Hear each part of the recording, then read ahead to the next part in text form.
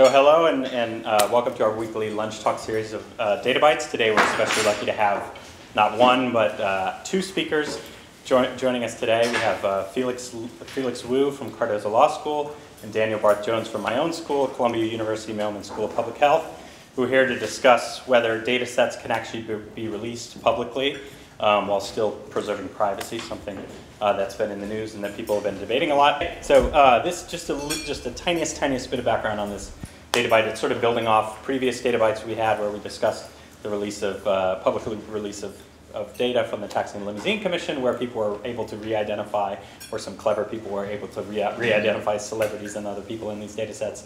And this whole debate about whether large, important, and useful data sets can be released publicly without having this problem of re-identification, or how do we think about the problem of re-identification? Sparked a lot of discussion internally among the fellows, and we decided we wanted to have a conversation about it. We have two experts in this area who have slightly different views. This is not a debate, but the way it's going to work, we're going to have 10 minutes from Daniel Barth-Jones, and we're going to have 10 minutes from Felix Wu, then we're going to have an opportunity for some crosstalk, some questions between them, and then open it up for questions. So I will get out of the way now, and thank you very much, Dan. Great. Thanks for the opportunity to give this presentation. So this premise is probably not going to be controversial. We need to count and tabulate people in order to do social science, public health, and in general public good. So we have kind of a foundational need to do this. And yet, at the same time, we have this ongoing debate about data de-identification. Is it even possible? What are the ethical and the public policy implications for research that's being conducted with de-identified data? It's surprising that it was only 5 years ago that this, I think it actually previewed for a couple of years on SSRN, but Paul Ohm really started a, I think, productive conversation about the failure or the potential failure of anonymization. And that's kind of a classic paper. One of the inconvenient truths that we face in this situation is that as we try to de-identify data, as we try to mask particular traits, be they location, time, etc., characteristics of individuals, we face this inevitable trade-off. Fortunately, I think the shape tends to usually be in this form where we can get some pretty good improvements in terms of privacy protections without incurring a great deal of data utility. But certainly we can achieve that ideal situation of getting both perfect protection and perfect information at the same time. And so that forms kind of a backdrop in that if we're going to conduct research using de-identified data in order to protect privacy, and we degrade the quality of that data, that can lead us to bad decisions. And I would argue that bad decisions are one thing, but bad science is probably even potentially a worse harm than certain privacy protections not being recognized. There's a huge body of literature in statistical disclosure control. It started back in the 70s and has continued to develop until the present day. And so there's quite a bit of work that's gone on in trying to maintain statistical properties of information while achieving privacy protection. I would argue, this is my premise, that unfortunately de-identification public policy has often been driven by largely anecdotal and limited evidence, and that re-identification demonstration attacks are usually targeted to particularly vulnerable individuals, and that fails to provide us with reliable evidence about the real-world re-identification risks. And so you are probably already familiar with some of these attacks. The re-identification of Governor William Weld back in 1997, the re-identification by the New York Times of someone in a ostensibly anonymous AOL data release, the re-identification of individuals in the Netflix database, linking it up against the IMDb database. So I'm going to kind of give you a preview of the last couple of years in re-identification controversy. In January 2013, there was a paper published in Science which cleverly looked at the fact that your Y chromosome for men carries what are called tandem repeats. And so these sequences in the Y chromosome, of course, are inherited along with, at least in our society, usually your last name. And so they were able to find that for 6% of the individuals in the United States, or 12% of the males, they were able to accurately predict what your last name was from this genetic material. Then later that year, in April, a re-identification attack against the Personal Genome Project, which didn't have confidentiality as part of the agreed terms of consent to be involved in this project. This re-identification was performed using 5-digit zip code, gender, and date of birth. And then following that, in June, a re-identification attack against the Washington State Hospital Discharge database. 40 individuals were able to be re-identified out of 650,000 hospitalizations. A lot of this is covered. There's a great symposium. Many more people than I have contributed. These are my 3 blogs on that topic in case you're interested. Hopefully the slides will be available so you can look at those references. Then in March, this is out of sequence, March of 2013, a study on cell phone uniqueness showed that with only 4 spatiotemporal points, now they say are enough to uniquely identify, they're unique with regard to this, but no actual re-identifications occurred during that study. And then shortly after that, many of you here I think were actually involved, I know at least that Dana was. The President's Initiative on Big Data came out with their reports, and it concluded that anonymization of data might seem easy to implement, but it is increasingly easy to defeat, and that anonymization remains somewhat useful as an added safeguard, but it's not robust against near-term future re-identification methods, and PCAST, which is the President's scientific advisors, did not see it as a useful basis for policy. And now for my friends in the Taxi and Limo Commission, a FOIA request with 173 million rides was released in 2013, right? Did it take this long? 2013 data. But soon after it was released, it was realized by someone looking at the data to see that there were a lot of occurrences for one particular code. Turned out that he recognized that that was the MD5 hash for 0, which was being used for missing data. And because of that, he was then able to realize that the entire hash was unsalted. And so it's just a straightforward dictionary attack to run through all the possible combinations of codes. And once you've done that, then you're able to do a very easy lookup of if you have, you can see on the cab in multiple places the license plate information. Once you've reversed the hash, you're able to go in and look up those particular cab rides. So first, Anthony Tokar re-identified the rides of Bradley Cooper and Jessica Alba, and then someone at Gawker added another 9 people to the list. So we had 11 out of 173 million. It's 1 in 15 million. It's a pretty small rate. I try and take this apart because that's a minimal amount of evidence, 11 people out of 173 million. It shows that it can be done, but it doesn't tell us nearly how likely it is. So in this blog post, I'm just trying to make an argument for it. We can do a better job of assessing what these re-identification risks are. If we use random sampling of the data, or even if we take an approach of saying, we've got 173 million rides, how many photos can we find on the internet that have, you can recognize who the person is, this is doable. There's facial recognition technology.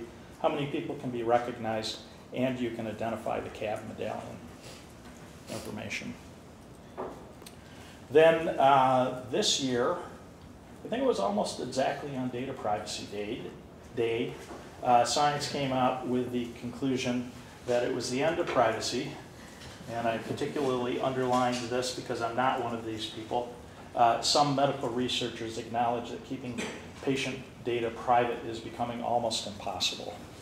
So that's, in my opinion, a bit over the top. And as their centerpiece, they used credit card uniqueness data. They showed with a sample of 1.1 million people from an anonymous OECD country that with just 4 pieces of random information, they say it was enough to re-identify 90% of the shoppers. No one was actually re-identified. They merely showed that they were unique with regard to those combined characteristics. So the issue here is that 1.1 million people is large, but it's a very small sample fraction when you consider that the data that came from here, there are only 34 OECD countries. 2 of them are too small to have been the data source contribution. There's unusual statistic buried in the supplemental materials of that paper that shows that only 24% of the credit card holders were women. If you then go ahead and search against that and some other evidence that's in the paper, you'll see that the likely country is Turkey. Turkey has a population of nearly 80 million people. So if we look at the fraction of people that hold credit cards in Turkey, and they had proposed, perhaps you can re-identify people using a Facebook photo that has a location and a timestamp, and you can guess an approximate price from that data. If you had 4 of those, you could re-identify someone. But you'd also have to know whether they held a credit card from the bank that released this data, and whether the for each purchase was cash used or another credit card or the credit card from that bank in order to re-identify. So I would contend that thus far, re-identification science has typically failed to support good public policy development in 6 different ways. 1, it's focused only on attacking trivially de-identified data where modern statistical disclosure control methods like those that are used in the expert determination method of HIPAA were not used. It also tends to focus on vulnerable subpopulations, and that it fails to use statistical sampling to make sure that it's got a good representation of the risks for the entire population. It also tends to make bad, often worst case assumptions, and then fails to provide evidence to justify those assumptions. And a corollary of this is not designing experiments to show the boundaries where the identification finally succeeds, which is pretty important for us to know.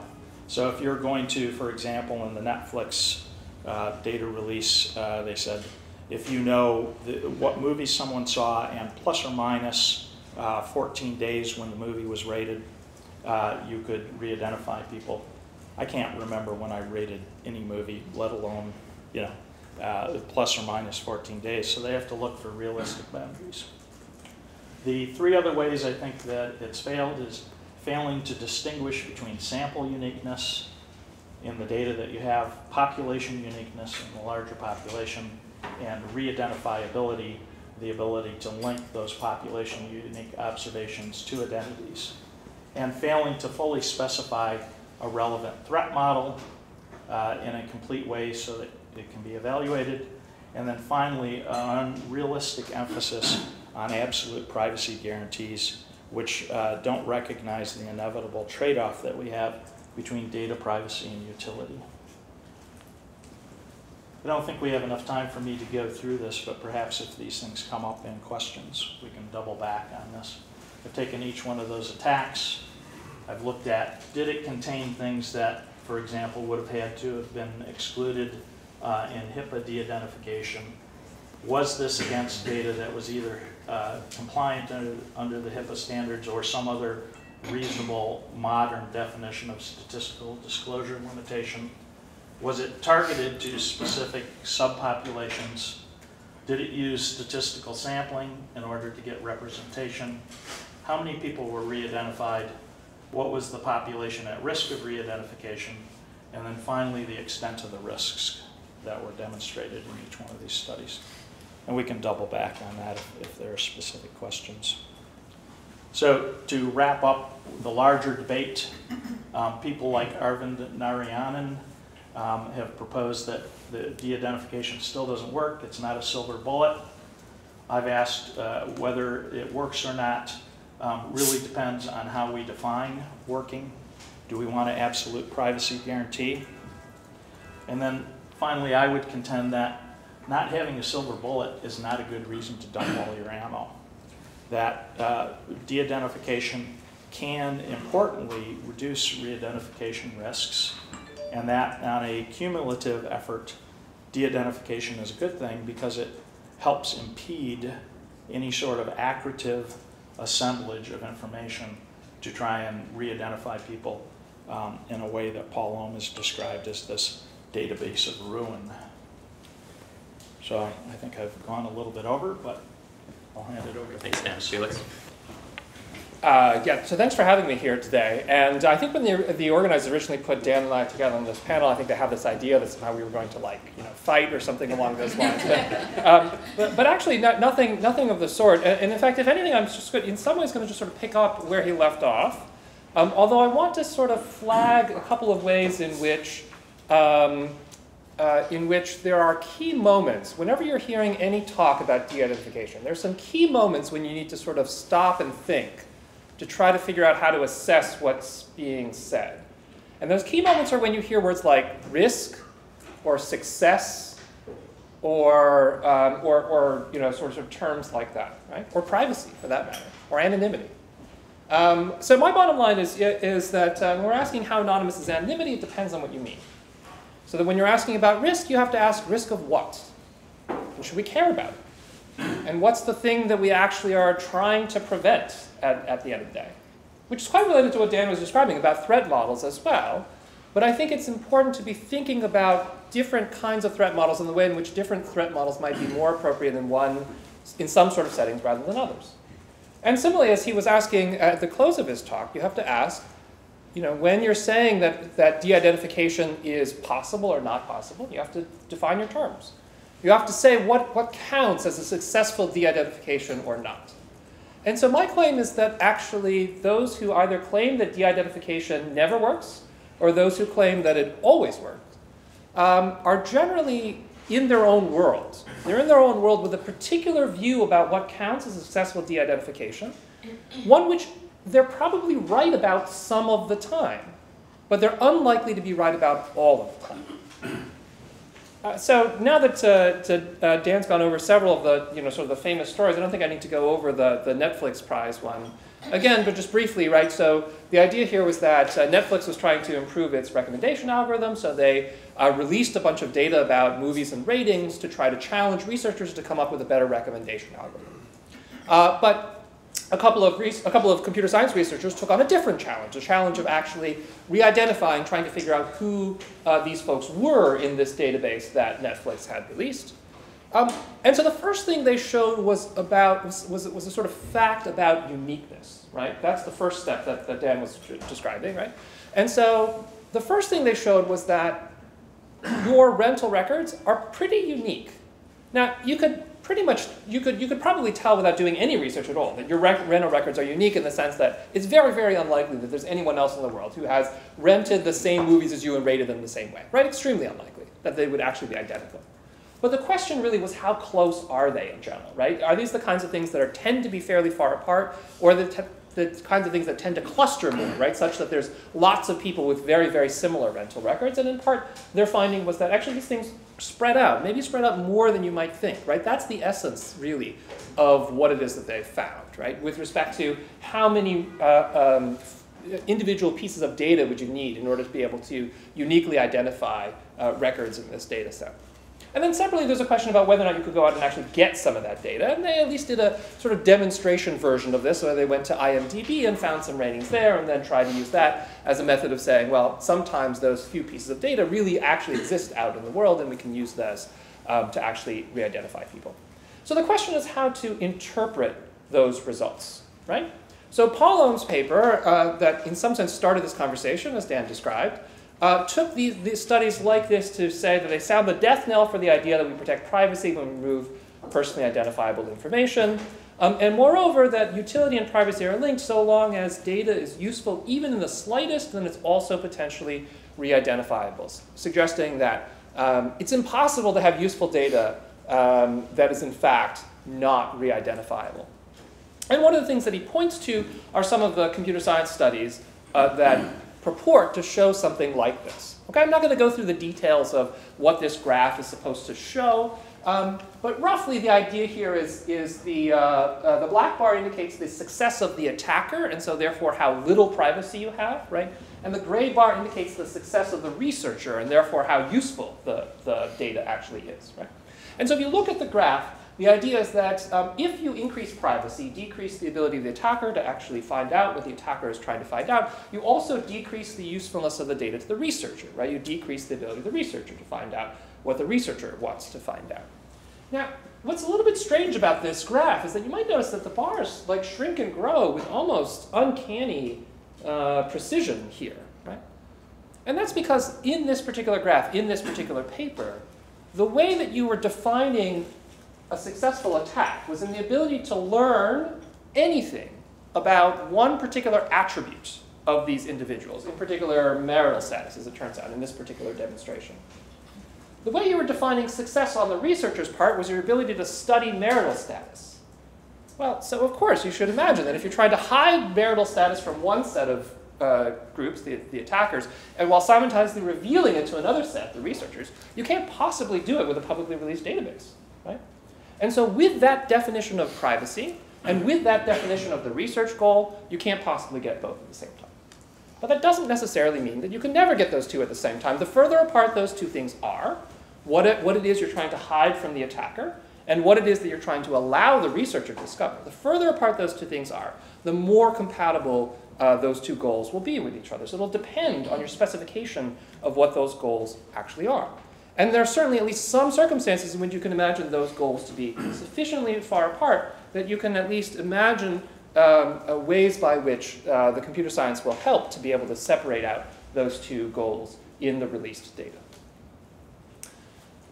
So Jane Yakovitz, now Jane Bambauer, took that same sort of set of studies and the things that were being written about it and came to completely the opposite conclusion, right? So her conclusion was that these were hypothetical risks and these were alarmist conclusions, and that indeed a relatively straightforward procedure would generally suffice. And the procedure is to check for minimum subgroup sizes on a preset list of common indirect identifiers. Okay, what does that mean? It's basically a reference to this concept of what's known as k-anonymity, right? So the idea here is this. You take the kinds of demographic information that people are supposedly likely to know about, right? And you limit the ability, you sort of restrict the amount of information of that type that you reveal, right? So for example, rather than revealing a full birth date, you reveal only the birth year. Rather than revealing a full zip code, you delete one of the numbers in the zip code or the like, right? What's your goal? Your goal is to try to ensure that any combination of characteristics in these first four boxes can be found in multiple people. How many? That's what the k is about, right? So in this particular sort of simple example, k is 2, and so the idea is that any set of characteristics in these first four bars, right, no matter what you actually know, you can't narrow down the pool to more than 2 people. To less than 2 people. There's at least 2 people in that pool of possible people, right? Even if, in fact, for example, these first 2 people were each to know, for example, their exact birth date, that would distinguish the 2 of them, right? But because the exact birth date is not revealed, even if you know the exact birth date of the person you're looking for, you can't distinguish between row 1 and row 2, and therefore can't tell which of those 2 people the sort of target individual is in the database. All right? So this seems great. I mean, k equals 2 is likely to be too small. I mean, this is just to make the graph simple. But there's an important, there are two, at least, important limitations to this particular technique. Okay, imagine that I know that my target individual is white, born in 1967, male, and has zip code starting at 0213. Okay, so if you look at this table for a moment, that corresponds to lines 10 and 11, right? So given the properties of k-anonymity, I do not know whether my target individual is individual number 10 or individual number 11. On the other hand, what do I know? I know this person had chest pain, right? So it turns out that I don't necessarily need to know which individual is which in the database in order to be able to know something about these people. And so that's the first crucial question that you have to answer when you're trying to decide what kind of privacy you're looking for, right? Is the kind of privacy you're looking for one in which it matters whether or not you can literally tell whose record is whose? Or is the kind of privacy you're looking for one in which you're trying to prevent certain kinds of information from being revealed? Okay? So this is in the statistical literature, this is the difference between identity disclosure and sensitive attribute disclosure. And again, I'm not necessarily suggesting that one or the other of these definitions is always right. In fact, I think that there's easily going to be some contexts in which one of these is right, other contexts in which the other is right. But you have to at least consider the possibility that it's sensitive attribute disclosure that you're worried about. The other thing, which is not terribly apparent from this particular graph, from this particular table, is that we've made some assumptions here about what it is that people know, right? So here, the world sort of divided cleanly between like the stuff that you know, the first 4 columns here, and the stuff you're trying to find out, the 5th column. But in the real world, there's actually a middle category. The middle category is the stuff that you assume you don't know anything about, but which is not the sensitive information, which is not the sensitive information you're trying to either on the one hand hide or on the other hand try to find out about someone, right? And the trick is, it depends a lot on what you put into that middle category and what you put into the category of things that people will actually know about, right? Think back to the Netflix attack. The key there was actually knowing something about people's rental records, right? Of course, if you already knew their whole rental record, there was no point in getting any additional information from the database. But the idea was that you were supposed to be able to leverage a few bits of information about someone's rental record into knowledge about the rest of their rental record. So the key is trying to determine whether or not we should assume that it's ever true that, in fact, people know those few bits of information about other people's rental records or not. A model like this tends to say no. The k-anonymity model in general, for example, right, generally talks about things like a preset list of common indirect identifiers, things like race, sex, geographical indicators, and other indirect identifiers commonly found in public records, which would tend to exclude any notion of knowing, for example, a few bits of data about people's rental records. Okay? So if you make that assumption, then it's much easier to protect someone's privacy in this way. If you, on the other hand, you think that it is possible for people to be able to find out those few pieces of data, then it becomes much harder to protect privacy, or conversely, it's much easier to actually re-identify people. Again, it's not that I'm suggesting that either one of those two models is necessarily the right one, but rather I'm suggesting that context matters. And it matters, for example, in determining whether or not we should be cognizant of what I'll call an insider attack. Right? Who's actually likely to know a few of these bits of data about you, whether it's your rental records or your credit card purchases or the last few locations that you visited? It's people who know you. And partly the question is going to be whether or not that's a kind of attack that we're trying to prevent or not, right? Are we only trying to prevent sort of, people in the world at large from finding out about you, people in the general public who otherwise know nothing about you and all they can figure out about you is what's in the public record? Or are we also trying to prevent people who do know you from finding out more about you than you actually intend to reveal to those, let's say, friends and neighbors? Moreover, remember the idea that here we learn something about this individual even without knowing which line it was. Right? If we make k larger, in general, we're not going to be able to know anything with any certainty. It's very unlikely that, for example, if there are 10 people in the set, that they would all have the same diagnosis. But perhaps a bunch of them would have the same diagnosis. And part of the question then is whether or not that matters. If you're only 50% sure about some fact, is that going to matter or not? And that, too, is going to be really contextually dependent. Sometimes it makes all the difference in the world. Sometimes it's not nearly enough for anybody to do anything that we actually care about. And so that, too, is going to be a crucial question. Whether or not to treat that kind of probabilistic information as a privacy violation will be quite contextual. So let me close with a thought experiment. Imagine a national database of medical records in which all demographic information has been stripped out of the database. Instead, it's just encounter information, right? Like what symptoms you showed up with, and diagnoses, and drugs you took, and things like that. Just in some sense, the pure medical records. None of the demographic information.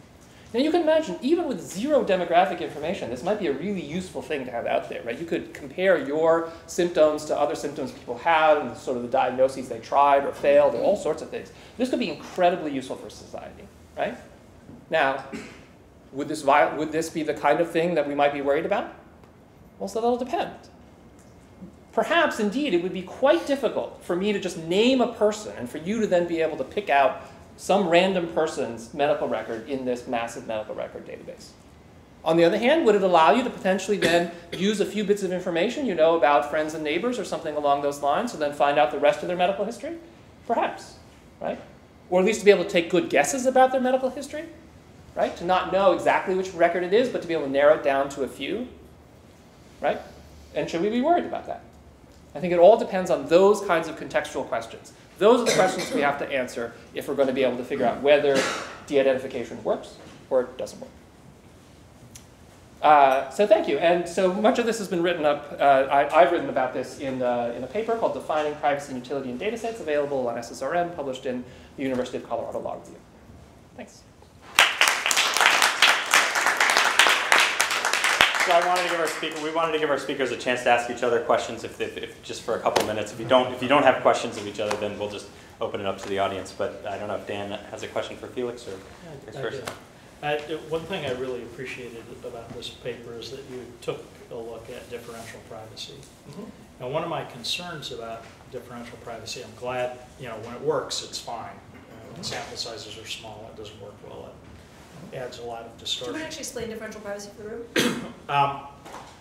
Differential privacy looks at not trying to obscure anything that could be told from the data set by characteristics that are general to the people who are in the data set, but tries to protect whether you are in the data, knowledge of whether you're in the data set or not from being able to be revealed. So if I can make a prediction about characteristics, it assumes, in order to offer a privacy guarantee, it assumes that you could indeed know potentially any of the characteristics that are in the data set for a particular individual. And it's not trying to prevent any prediction that could be made about you using what can be told from the data set as a whole. So for example, if I have Kaposi's sarcoma, there's a pretty good probability that I have AIDS. It's not trying to hide the statistical association between Kaposi's sarcoma and AIDS, but it is trying to eliminate knowledge of whether you're in the data set or not. Let me just add one thing to that. The notion of differential privacy, so I mean, everything Dan said is correct, but maybe just to sort of explain why it's called differential privacy, and therefore maybe get a better idea of it. The idea is that whatever they can find out about you based on this database does not depend on whether you're in the database or out of the database, right? And so what that means, for example, is that if the database itself as a whole reveals, for example, that smokers are more likely to get lung cancer, the fact that you are a smoker and now it can be determined that your chance of having lung cancer is higher does not depend on whether you are actually in this database or not. Either way, that fact about you is going to end up being revealed. Okay? On the other hand, if it's because of your presence in the database that I now understand your medical diagnosis, right? For example, because the database just does nothing and just flat out reveals all the information that's in the database, right? A database of medical records or the like. Then it matters a lot whether you're in the database or out, right? If you are in the database, your medical records get revealed. If you're out of the database, nothing gets revealed. And so it makes a huge difference. And so the idea behind differential privacy is to ensure that it makes no difference, hence the differential privacy, whether you're in the database or out of the database. That's helpful clarification. So my question is, I really like that differential privacy doesn't try to step on what we can know in general. Mm-hmm. It's not trying, it minimally obscures general information.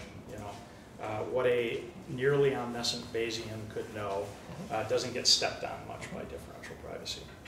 But it is problematic to me that there's a lot of language attached to it in terms of offering absolute privacy guarantees that I think when people hear that, they attach a whole set of meaning to what they think that is that really doesn't correspond probably too much about what they think privacy should be.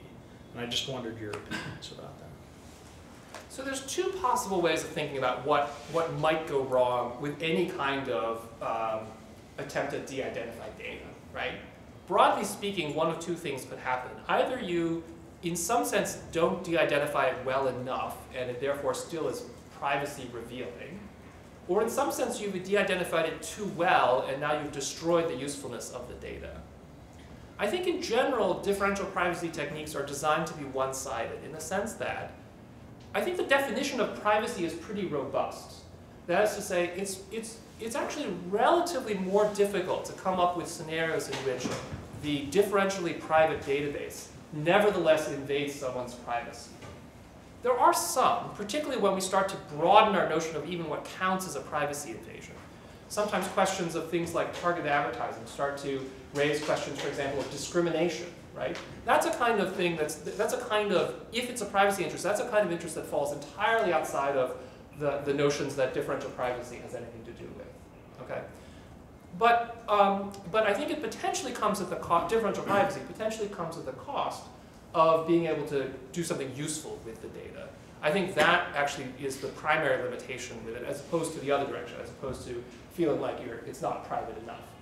In some sense, it has the potential to be too private in the sense that, you know, you can't do everything with the data. There are limits to what you can do with the data. The more simple the computations you want to do on the data, the easier it will be to be able to do them and still maintain the data as differentially private. Now, the state of the art has now gotten to be, you know, pretty good. It's not as if the kinds of things that you can do with the data are merely toy problems. There are real problems that you can solve using differential privacy. On the other hand, I don't think anyone in the differential privacy community would somehow suggest that it's some sort of silver bullet either, or that somehow, if only we were all to just implement this, that we would have the answer to all the problems of how to do research and do it in a private way. And did you have any question, or maybe we should just open it up? Just open it up. Okay. Anyone have any questions? Dan? So I'm interested, Dan, you began by highlighting some of the most controversial stories. There are many cases that are not nearly as controversial, and part of why these are controversial, it's celebrities, or it's, vulnerable populations, or different kinds of narratives that work for journalistic hooks. I'm intrigued, coming from a more ethnographic point of view, I've spent my life watching how the technical definitions of a lot of the terms that we use do not align with the popular notions of them. And you come from two disciplines that actually have an obsession with the technical. And anonymity in particular is one that is a really interesting shift. It used to be that you were anonymous by walking onto the street, which is this idea where people could see your physical body and maybe you would recognize somebody you knew, but it was still seen as being an anonymous space. With the rise of a lot of internet technologies, we've shifted our narrative of what anonymity means, and I see this as a generational difference in my research all the time, where what young people see the term anonymous meaning is not being able to identify the physical body, which actually is really disconnected from the experience that we would think about as the urban life. And I think about this in terms of where we think about privacy as well. Right? There's a legal definition of privacy that is very particular. There's a technical computer science definition of privacy that gets very particular. And a lot of those are obsessed with this idea that is about the flow of information, about the information itself. Whereas one of the things that Alice Marwick and I found when we were out in the field with young people was that young people's models of privacy was about the ability to control a situation. And so where they feel the privacy violation is where they feel an assertion of power over them by somebody who was not necessarily in their threat model or somebody that they don't want to be in their business.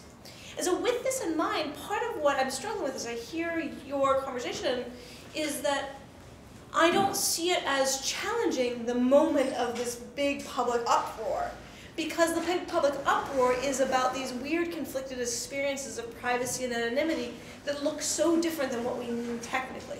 And so part of what I'm curious as you guys are debating this out technically is how do you contend with that more cultural ramification? Sorry. I think it was, Go ahead. So in some ways, I guess I take my project to be trying to incorporate some of the culture back into both the technical and legal definitions of privacy. And to be clear, I don't really think there is a legal definition of privacy in the sense that there are privacy laws of various sorts that are called privacy laws, and there are ways in which those doctrines are spelled out, but I think there's nothing like a uniform definition, even if you just look across from laws, right? Even if you restrict to that sort of lens. But in some ways, that is exactly what I mean, right? In the sense that, look, you know, what would someone actually care about? And to me, that is the key question that we have to be thinking about, right? When we're thinking about any of these kinds of disclosures, the question is what is the result that someone could care about? Now, to the extent to which someone has a notion of privacy that is simply, you know, I don't like the fact that I am in this database at all, and the database has been revealed. Well, if we adopt that, right, then in some sense there's nothing you can do, because at some level everybody's in all this data, right? And so if you adopt certain notions of privacy, then it is going to be true that you just cannot protect them and still reveal anything at all. And so with that in mind, I guess and we can debate whether or not that's a good or a bad thing, or whether we should or should not have those kinds of notions of privacy be built into how we think about public releases of data. But given the fact that there are, there are, at least again in many contexts, some positives to actually the release of this data as well, it strikes me that we do need to say something. We do need to say something more than I object because I'm in it.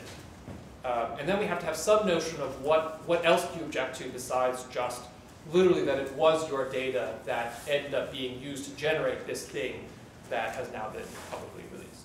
Which then twists it to you, like how would you then assess that level of people's willingness or acceptableness of the risk into the models that you're proposing of because you're looking at the risk as a much more holistic risk from a meta perspective rather than from...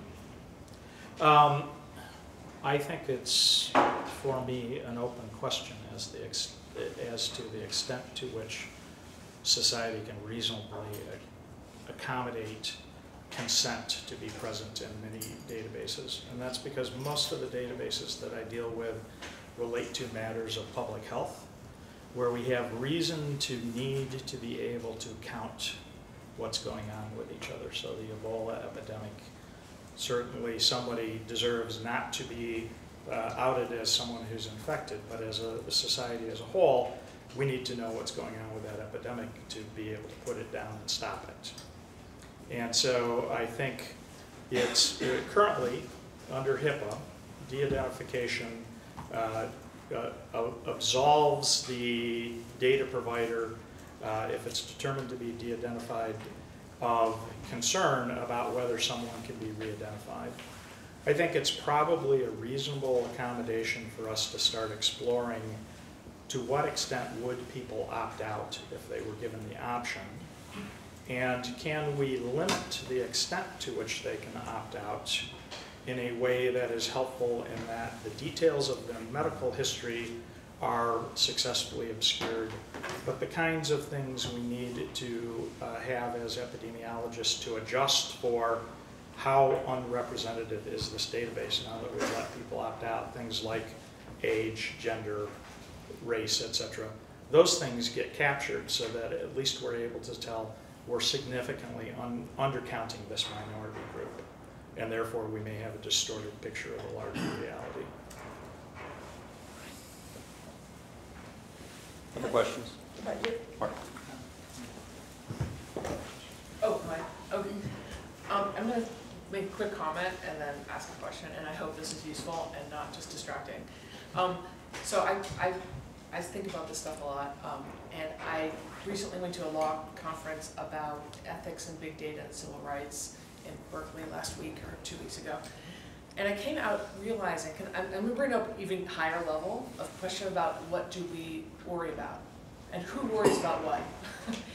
And so we have like the open data people, and actually they're formed by essentially two different groups: the people in government and the people who want a government to be accountable.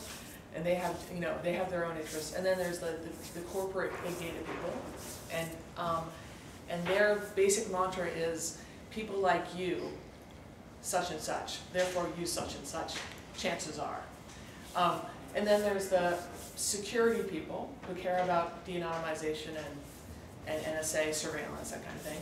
And then I'll just say the discrimination people, which I'm a part of, which worry about like sort of societal inequality issues around this kind of usage. And I definitely think we have, they're different, and I'm mentioning this because I really think the worst case scenario for these different groups is just so different that like many of these discussions are impossible, you just cross purposes. And I feel like I haven't really understood what the risk is here. Because I feel like, yeah, okay, maybe the example we mentioned where you're like, oh, they know that I'm in this database and they figured out that I was treated with this illness or whatever. I don't think people are really afraid that that is a fact that's out there. I think they're afraid that the consequences of knowing that, I just want to go even further. Like, what are the consequences of that? Does that mean my doctor will be careful with me, or does that mean my insurance company will charge me more? I feel like we actually have to go a little bit further and say, what are the real consequences of that? And to that, I would say, like, we could meet in the middle, the group of people who care about anonymization and identification, and the people who care about discrimination, going to Felix's enlarged definition of what is privacy. So let me just, sorry for rambling, but I just want to make the point that even if you're not in a data set, if you look like people who, with the same demographic attributes, you could still be denied a job because they think you're at risk, right? The way it actually interacts in the real world, I feel like isn't really being addressed by these anonymization things, but maybe we can somehow meet in the middle, and that's what I'm trying to get. Well, it was articulated up there. I think that's really true. The ability to predict, the Kaposi sarcoma example that I used, the ability to predict from other characteristics whether or not you have other characteristics is not resolved by solving the identity equation. So we still have harmful predictions that can be made. On the other hand, there are benefits that come from being in de-identified data. So, for example, it's routine for me to have to redact Asian ethnicity if people reside outside of metropolitan statistical areas. 95% of the Asian population resides in metropolitan statistical areas. There are large enough numbers that those people can remain in. However, for rural Asians, they get coded as other, in many circumstances. Now, if there's a particular enzyme that it tends to be more common in that subpopulation, and you live in a rural area where you have a pesticide susceptibility because of that, you're exposed to that. Now I've just obliterated the ability for somebody to be able to detect that larger thing exists. So there's both harmful predictions and helpful predictions, and it's a really tough nut to try and tease those things apart because it's kind of unknowable. It's inchoate, I'm not quite sure I would call it unknowable, but I agree totally that it's a difficult question, right? Because you wouldn't want to have a rule that somehow said that anytime you could make a prediction about someone, that was going to be potentially privacy violative. Because that would just shut down all the research, right? Because every form of research is a sense in which you are making a prediction. Every form of research about people is a sense in which you are making predictions about people. So if that's right, then the really hard question is how to determine which kinds of, quote, research, which kinds of finding out about correlations and predictions and the like should be regarded as the socially beneficial ones, and which ones should be regarded as the socially detrimental ones, right? And that's a question that is even outside of, this question of how we should think of privacy as sort of hiding information versus as discrimination or the like.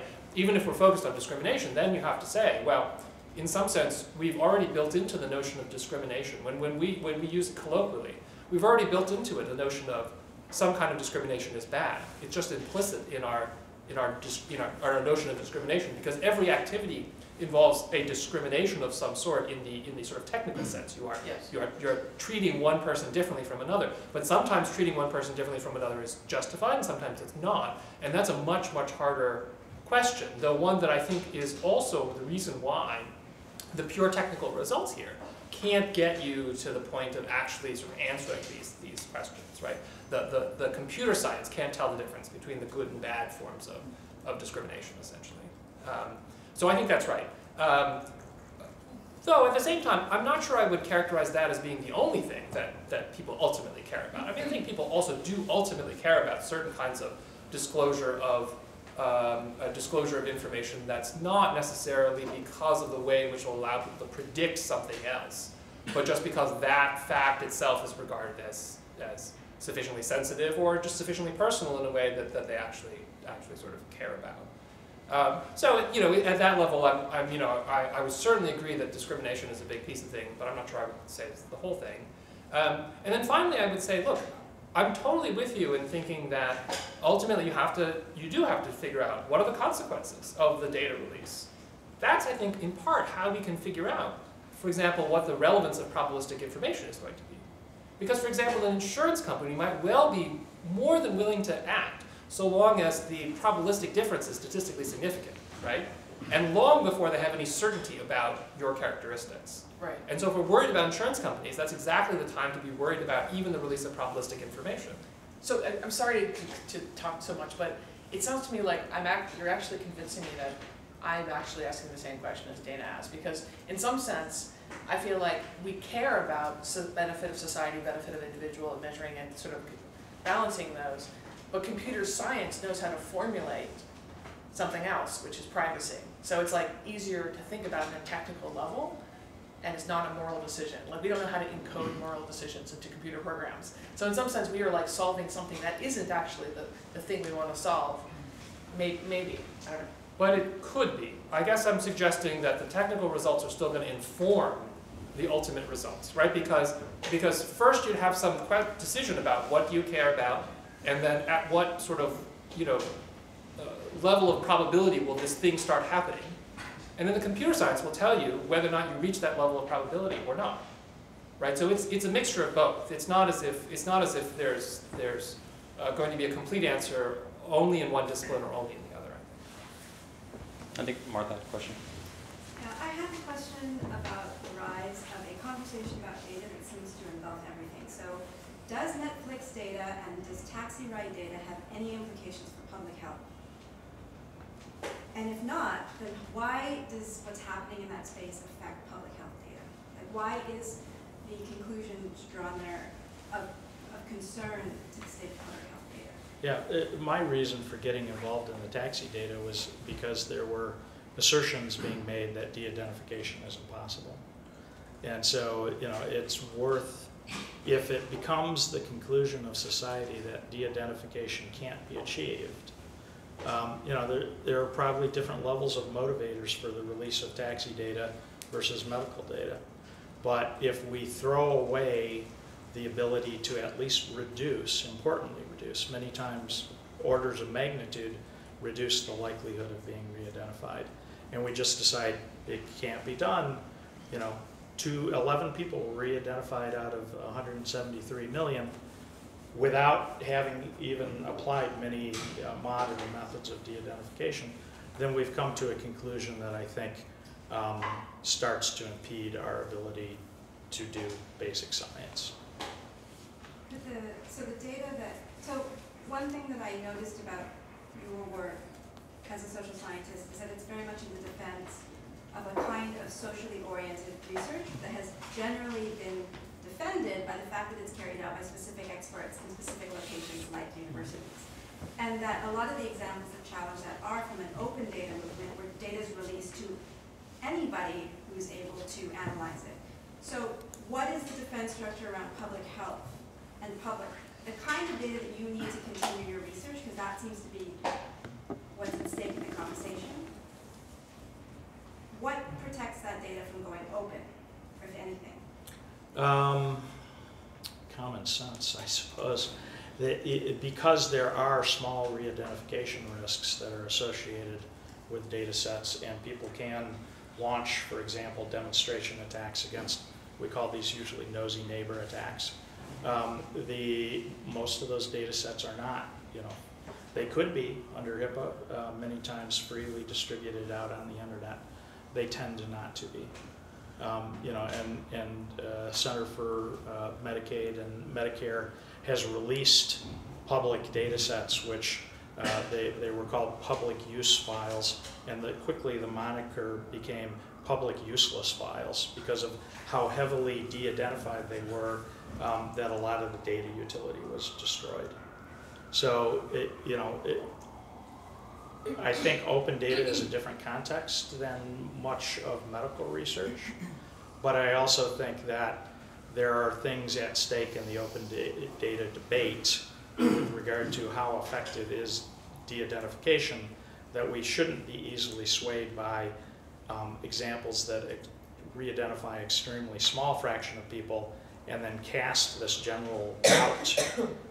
It's amazing the extent to which if your amygdala gets poked with a stick, that general fear of it could happen becomes something that you perceive much more generally as being afraid of. And although if we were in court, I could parade people who had been struck by lightning around all day and produce hundreds of them, it wouldn't change the fact that being struck by lightning is a small risk. So I'm just trying to argue for cogent risk analysis.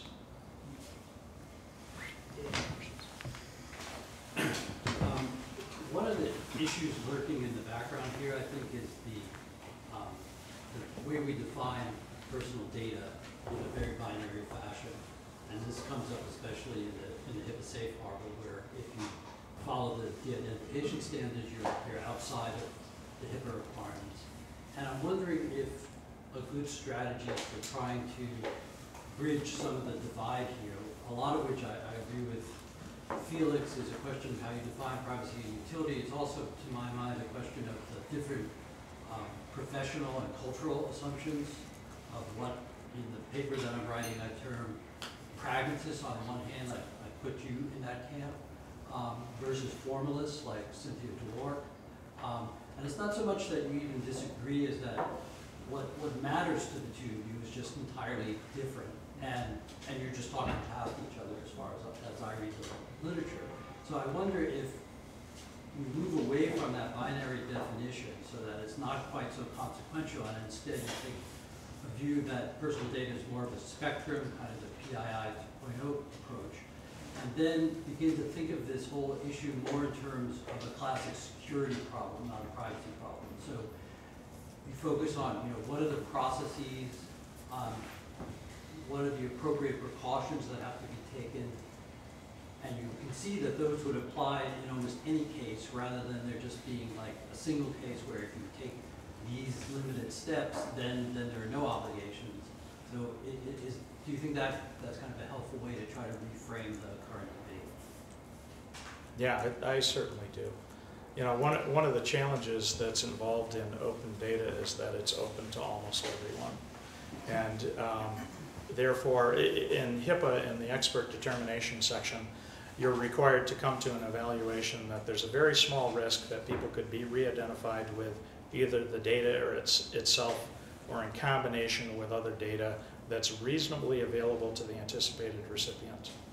If you don't know who the anticipated recipient is, then it becomes very challenging to be able to have any idea of what kind of governance is going to be in place for that. And so, I think it's very useful to be able to form contractual relationships with people that prevent them from re-identifying, that prevent them from combining other characteristics to the data that could increase the risk of re-identification. There are a whole series of controls that I've recommended, and I think those get rolled out on a spectrum relative to how much risk there may be in the data itself. And maybe just to, in some sense, restate the same thing in slightly different terms. As you know, of course, I fully agree with that idea. And you know, once we take a more threat modeling approach, which after all is drawn from data security, right, and in some sense brought into privacy in this context, then you can start to think about, well, how does one go about addressing these kinds of threats? And one possibility is doing something like scrubbing the data or using other sort of technical solutions, but another possibility is using legal solutions, right? And sometimes legal solutions are the ones that are actually the most efficient for to actually try to prevent certain kinds of things from happening. Sometimes the technical solutions are the most efficient, and it's probably in any given context some combination of the two that's likely to be the optimal one. Yeah. I have a question about who carries what responsibilities for the re-identification, and I think in a lot of the anecdotal examples that you presented, for me there's somewhat of a question there. You know, like if you look at the AOL story that was published, it was clear that the New York Times, like for me, they carried quite a lot of the responsibility for actually bringing that story.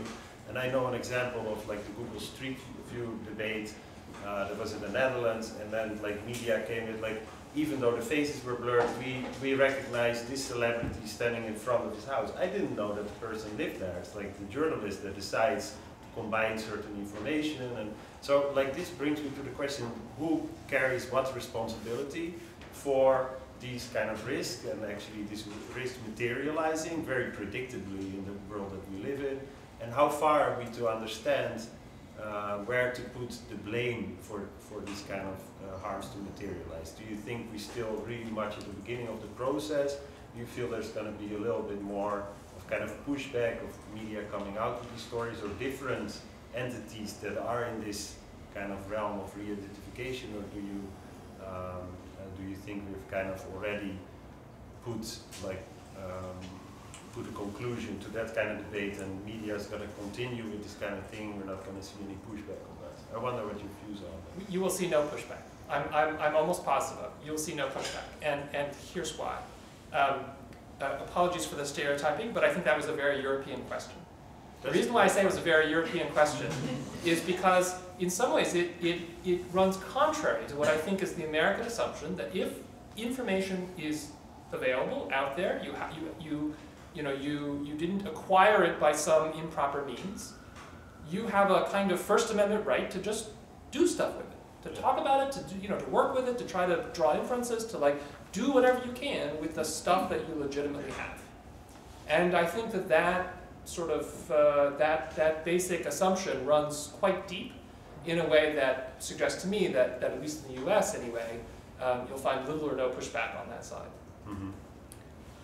I probably have a different take on that, in particular because I think re-identification of individuals on medical data is particularly harmful. And there's a loophole in HIPAA right now in that once it becomes de-identified, it comes entirely out from underneath HIPAA. If someone re-identifies it, the covered entity can be responsible, the person who generated that, the doctor or the hospital. But the person who did the re-identification has no consequences. And so I'm supportive of proposals like the Personal Data De-Identification Act that Robert Gelman put forth as model legislation that would put prohibitions on re-identification. I think it needs to be crafted more so that, for example, re-identification researchers can continue their work under IRB approval with ethical oversight. But I think that there should be consequences for those kind of re-identifications, and I'm disappointed that there aren't. So, but just to follow up, you would probably agree, Felix, that like with respect to the insider attack kind of question, that this is going to be one of the main focuses, that there's going to be constraints of re-identification within companies that wouldn't like give any First Amendment problems. That's right. That's right. I mean, it's a very logical area. That's right. That's right. Absolutely right. And so in some ways, I mean, I think if you look at the FTC's approach, for example, I mean, I think it is exactly taking this kind of mix of approaches, right? One that tries to use law with respect to insider attacks, but then use technology with respect to outsider attacks. And indeed, that may well be the right combination of the two, right? That internal restrictions are the way to sort of get around the fact that some people have, within the company are going to have special knowledge, whereas, sort of technical changes to the actual data set are the ways to sort of think about what, what kind of risks you're facing with respect to the public at large. Any more questions? Okay, mindful of time, I think. Yeah, fascinating. Thank you.